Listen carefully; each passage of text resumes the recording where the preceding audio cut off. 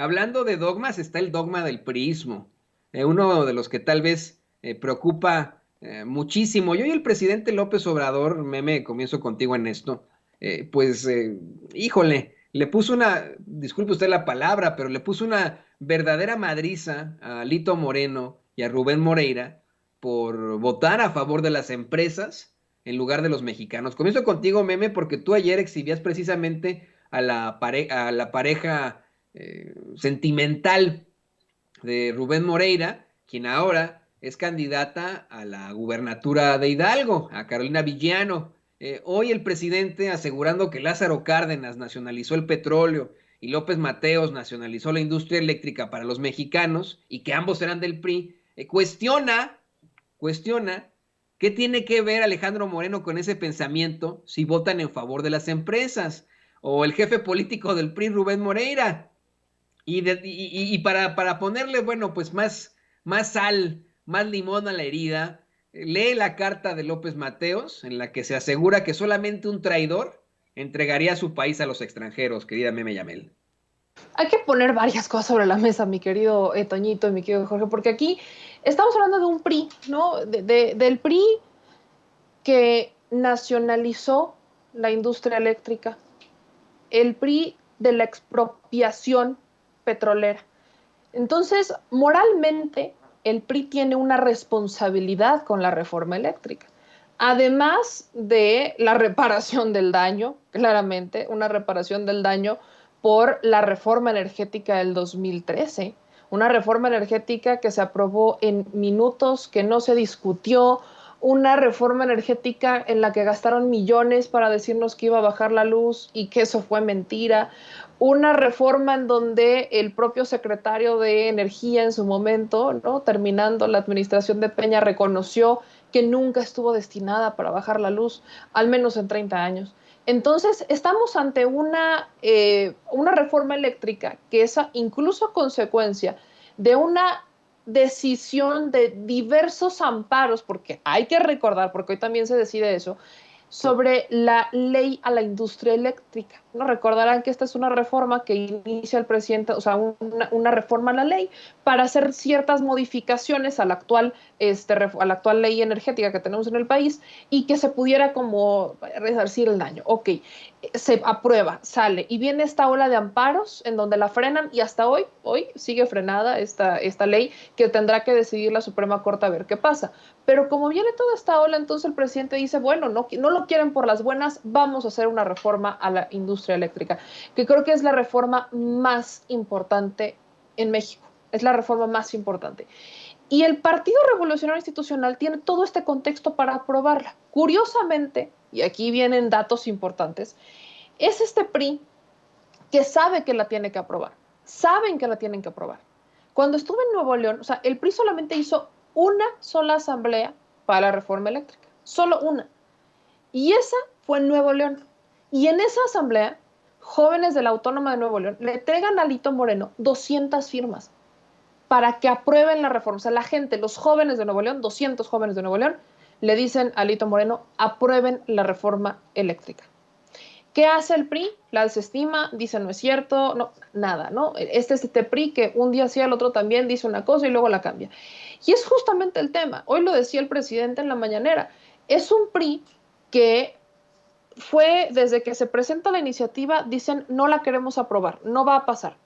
Luego es este PRI que dice vamos a posponer la discusión hasta después del proceso electoral. No pasa, la discusión inicia, empieza este foro de Parlamentos Abiertos, nos presentamos al Parlamento Abierto, me invitan a mí al Parlamento Abierto, invitan expertos al Parlamento Abierto, invitan a compañeros comunicadores, periodistas, ciudadanos, o sea, invitan a gente al Parlamento Abierto y en el debate se gana el sí por la reforma eléctrica. No hay argumentos en contra de la reforma eléctrica, no los hay. Ni siquiera quienes fueron a defender la energética del 2013 tenían argumentos reales, se trababan, tenían que leer. O sea, no había un argumento real y sustancioso en contra de la reforma eléctrica. Después el PRI dice, vamos a ver si Morena realmente quiere aprobar o presentó esta ley porque le interesa a la ciudadanía o si es electoral. Estos son puntos claves para entender la transición del PRI. Y dice que la quieren posponer hasta después de las elecciones. Yo no conozco una sola iniciativa o una sola ley a la que tilden de electorera que no sea buena o que no sea popular. No la conozco.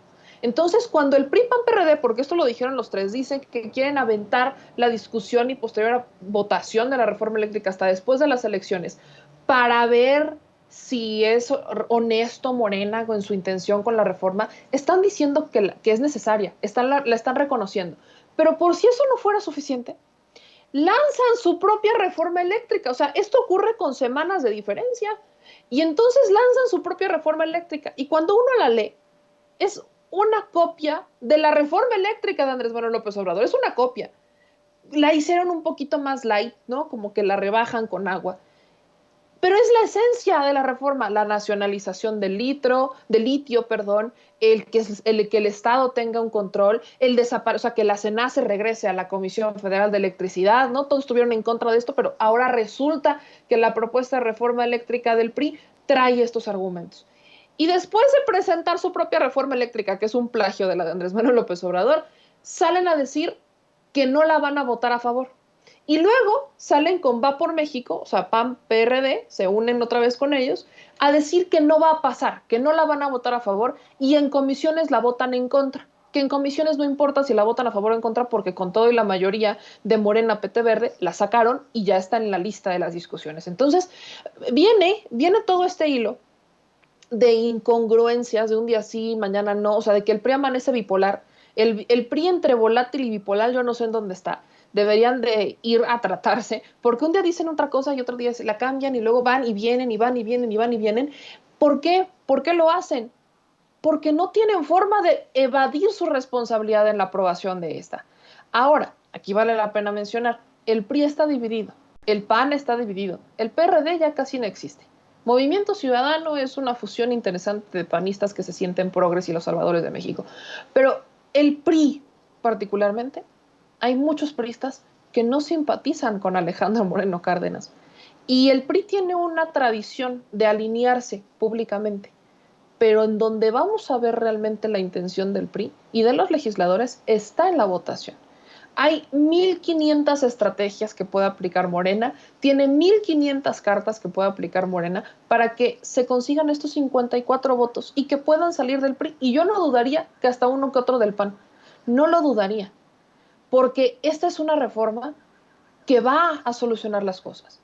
Podrían llegar a negociar en los transitorios, pero yo estoy segura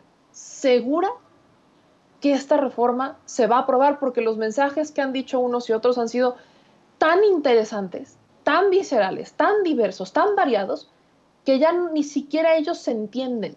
No va a faltar el legislador que en esto, o sea, va a ser difícil, va a ser un debate intenso, no va a salir a la primera, o sea, va a ser un proceso.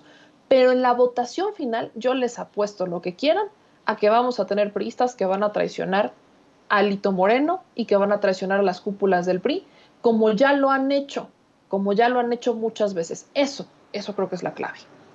Seguramente lo que harán es pues votar a favor de la reforma eléctrica y ese será su boleto de entrada a Morena, esa es mi opinión. De hecho, le pido a don David